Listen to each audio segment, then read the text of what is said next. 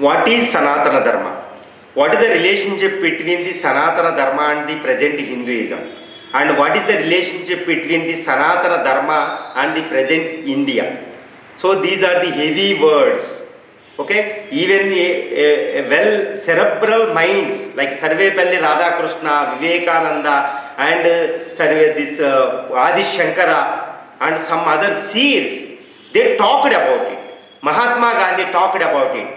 And the best critic regarding the Sanatana Dharma and Hinduism is Ambedkar, Dr. B.R. Ambedkar. He is the best and best critic since immemorial periods.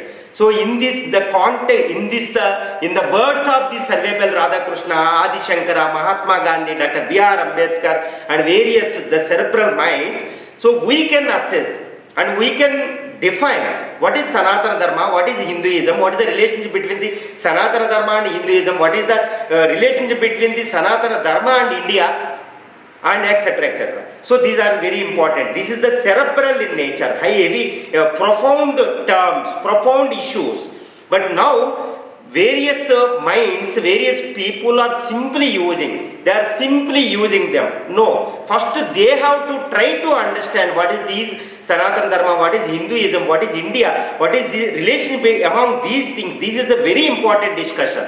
And one thing it is important. The earlier Sanatana Dharma, the purified Sanatana Dharma is not there in India now. Okay? The earlier Hindu, Vedic religion of Hinduism is not there in India now. So that is what we have to understand. Where is the question of this eradication of Sanatana when the Sanatana is not there in India now, especially not there in its purified form. Purified form is nothing but it is the present form is not bad. Whatever that Sanatana Dharma now we have, what is the Hinduism now we have, what is the kind of India we have, these are not a earlier one. Why? India is a continuous process. India is nothing but it's an evolutionary process, evolution process, like Charles Darwin's concept. It has been changing, it has been evaluating, never context, never persist, never stagnated. Okay, it has been a continuous process. It's a process. It's a dynamic culture. India is a dynamic civilization. In the words of the Vivekananda, in the words of Sarvepalli Radhakrishna, we can clearly observe that India is not a static. It is a dynamic. It has been a uninterrupted perennial process. That is why India is known as a living civilization. That is why earlier Sanatana is different from the present Hinduism. Earlier India is different from the present Hinduism, which means the present Hinduism, present dharmas or present this India, whatever there, these are highly evolved compared to earlier. So that is what we have to understand. Look at what do you mean by Sanatana Dharma? Sanatana is a word, Sanskrit word. Sanatana is nothing but much older, ancient Dharma. So ancient dharmas that is nothing to do with Hinduism again. So Hinduism different. Hinduism is the part of Sanatana Dharma, but Hinduism is different from Sanatana Dharma now. Sanatana Dharma it's a way of life. Okay, it is much related to Indian civilization, part of Indian civilization. Remember it. This Sanatana Dharma, which includes socio-economic, political, cultural, psychological, and various dimensions of this subcontinent, Indian subcontinent, all dimensions. So no exception. For example, marriage system, ashrama system, brahmacharya, sthita prajna, and this arishad vargas, and also four dharmas, dharma, artha, kama, moksha, and these are all everything, no exception, everything is part of Sanatana Dharma. It's a way of life. This is nothing to do with religion. That's what we have to understand. And the other important thing is this Hinduism. Hinduism is different from Sanatana Dharma. Hinduism is an integral part of Sanatana Dharma. But Hinduism is not complete reflection of the Sanatana Dharma, may not be.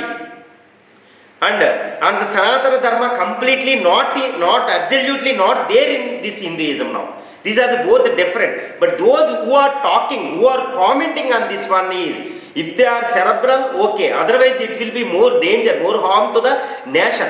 But however, on one thing we have to observe, according to this discourse of India, according to Amartya, this argumentative Indian, and this according to this cultural view and Hindu view of life of this Dr. Sarvepalli Radhakrishnan, and also the commentaries based on this Vivekananda and this much before this Adi Shankara. I can't go deep into deep, but from Adi Shankara, India has been evolved to a great height, reached to zenith, where India is around 3000 to 2000 years advanced than any other civilization on the earth. This is the beauty of India. So now what is the Sanatana? Sanatana is the way of life, almost all dimensions, socio-economic, all dimensions of the people. But this Hinduism, it's a religion. But according to the Western comments, this is a religion. But according to my mind is concerned, it's not a religion. It's a way of life. That is why, so as far as the other religion, for example, Abrahamic religion, the East Chinese religions and Middle East African world, wherever we can take up, whatever the religion is there on the earth surface. So they are started with one point. At one point of time they started.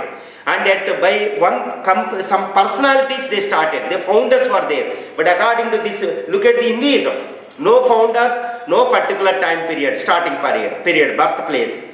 There is no birthplace geographically, there is no timely, and there is no geographical, there are no founders also. So this is who started? People in their life. That is why no founding.